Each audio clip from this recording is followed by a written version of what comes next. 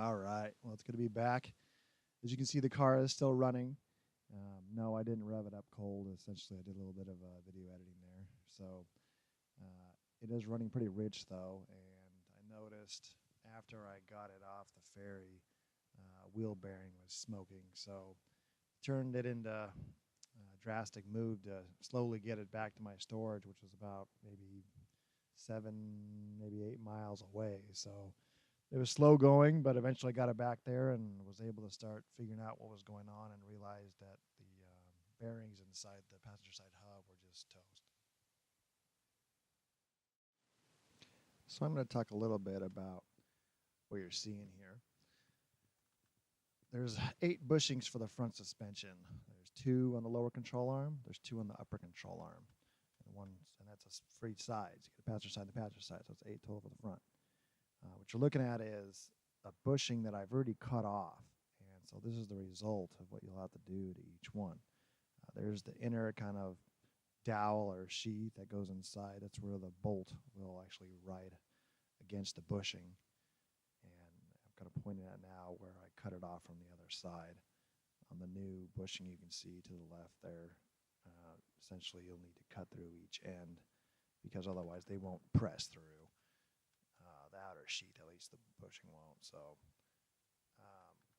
next, what you're going to have to do is you're going to have to drill holes through the rubber in the bushing. Some of them are if you get a replacement, it's urethane. If they're the originals, they're going to be rubber.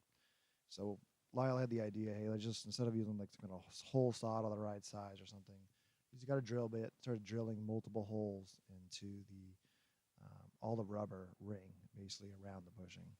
And eventually it just crumbled and came all out. Mine were pretty dried out and they were shot, so they came out pretty easily. You saw that last picture, the inner piece where the bolt rides through. That component, you can see where the drill was biting into it, and as it was pulling the rubber out. So once that's out, you can see now I'm sawing into it. You just need a hacksaw, take the blade off, slide it through the inside, put it back on,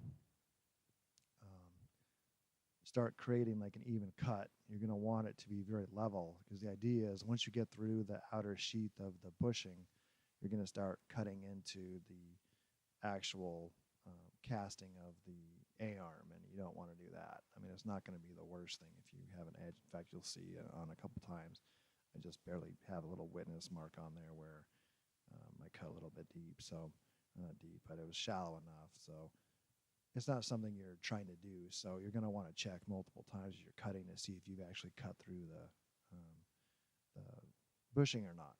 So once you made this cut, what you're doing is relieving the stress on that bushing and the outer, or the inner shell, I guess, of the A-arm. So it makes it a lot easier to punch it out. And what you're going to eventually use is you can use a small punch tool, you could use a screwdriver.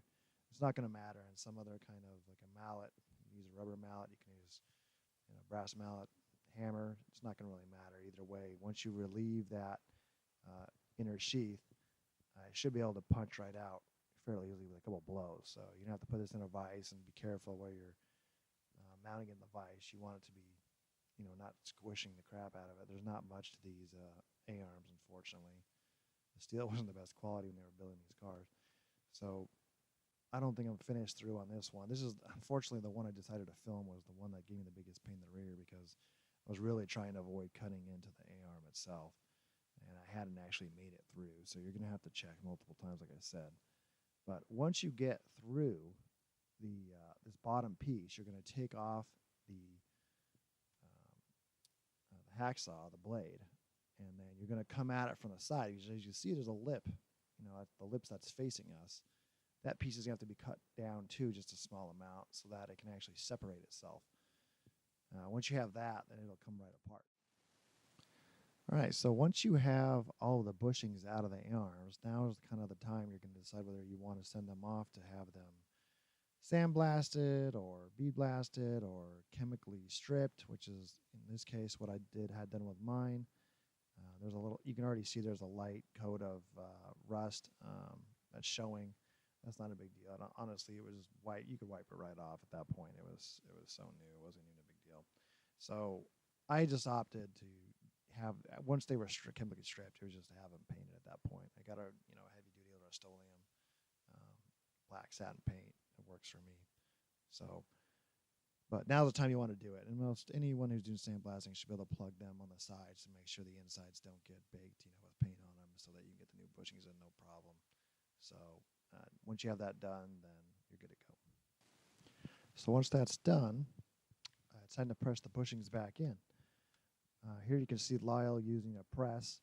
First he uses the lever that brings it down a lot quicker so it gets to where he wants it, and then he's going to pop it over to another lever that actually actuates it quite a bit more finite to make sure he's got everything straightened out. On the top, he's got a socket. Those are impact sockets. He chose particular sockets. That way, as the bushing came through the arm, it wouldn't get stuck on the bottom of the socket, so it would be able to keep sliding through, because otherwise you'll end up pinching the rubber on the other side, which you don't want to do. So you got to be real careful to have everything lined up here as you're doing this, and you're not going to bend anything further than where you want it to be. So that's that process. We had to do this, I think, another 8 times for the front, and just take your time with it, especially if you're doing the front and back, all 16. It's not a race. Just get it done. Obviously, you can see they're done pretty well there. We're going to end up painting them a little later. It wasn't a big deal. I just may try to get paint on the inside of the bushing, but otherwise they came out pretty good.